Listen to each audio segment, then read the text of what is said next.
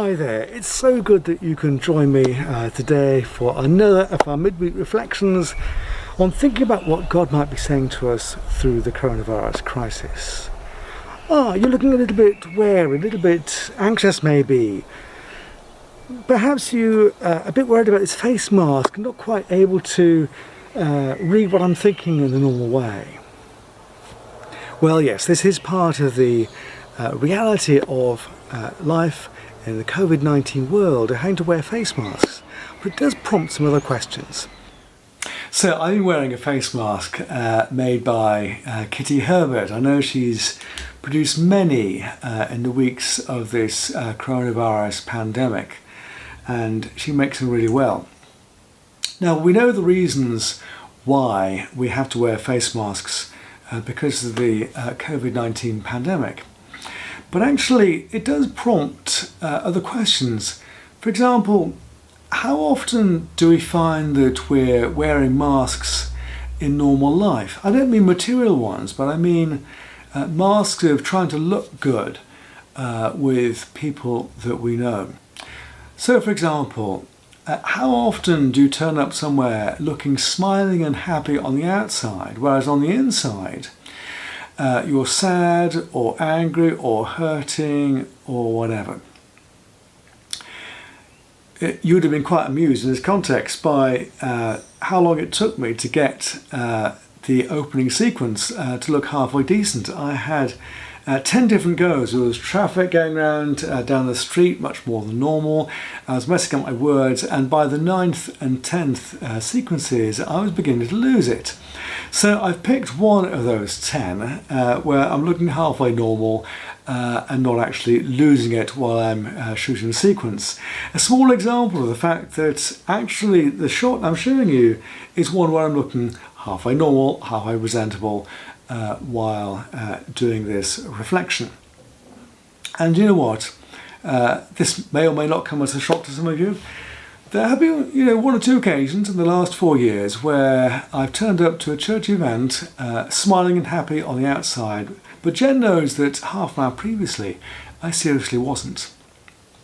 Now, we all know that part of that is about being professional in a job that requires one to be on the ball and fairly together when you're doing public things.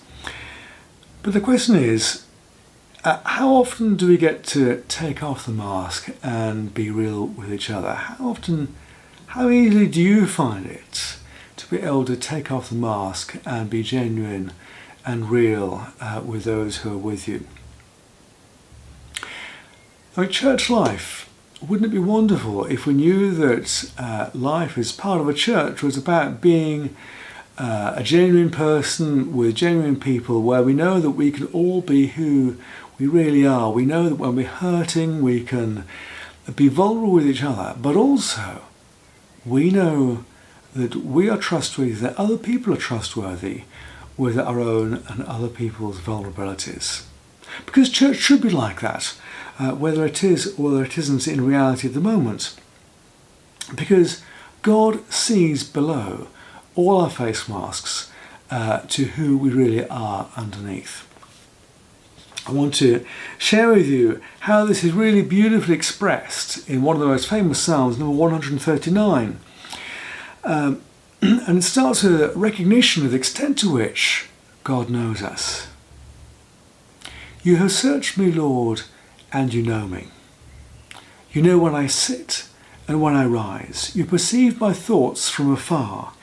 You discern my going out and my lying down. You are familiar with all my ways. Before a word is on my tongue, you, Lord, know it completely. Now, the rest of the psalm continues in reflection on that theme. The fact there's nowhere where we can go where we can escape from God. And that actually God knew us even when we were in our mother's wombs, because it was He who knitted us together. And the way the psalm reflects on this isn't a scary thing, but actually incredibly reassuring that God actually does know us in this way. And the psalm ends with a desire that God should actually know us even more completely and challenge us. It finishes, "Search me, O God, and know my heart. Test me and know my anxious thoughts. See if there is any offensive way in me, and lead me in the way everlasting.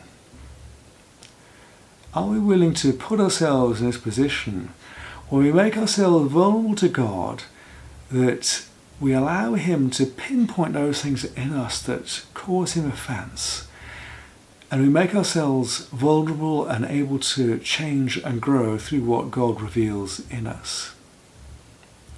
What would it be like if church actually reflected God's character in this way? Because that's what we should be aiming for.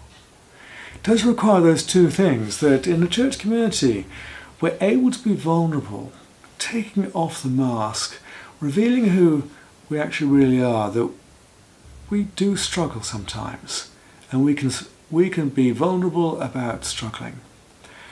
But also, it's about our being trustworthy with other people's vulnerability, not judging other people for being weak, but actually being safe people to whom people can be, to whom others can be weak and vulnerable. So here's the challenge. I suspect that each one of us, we're probably not as good at being as vulnerable as we'd like to think, and also we probably find we may not be quite as safe a person to be vulnerable with as we'd like to think we are. That's part of the challenge. So next time you put a face mask on to go shopping, I just think it might be worth reflecting as you do so about masks that you might be wearing in normal life, and what it would take to take that particular mask off, and what it would take to be a safe person for other people to take their face masks off with. And as you reflect on that, think about the God who knows you intimately, who sees below all the face masks that you wear, all the face masks that other people wear in normal life. Thank you for joining me again, and I really hope that you'll be able to join me on Sunday morning as we have our worship across Zoom. I'll email details around, and you can also find details on our website.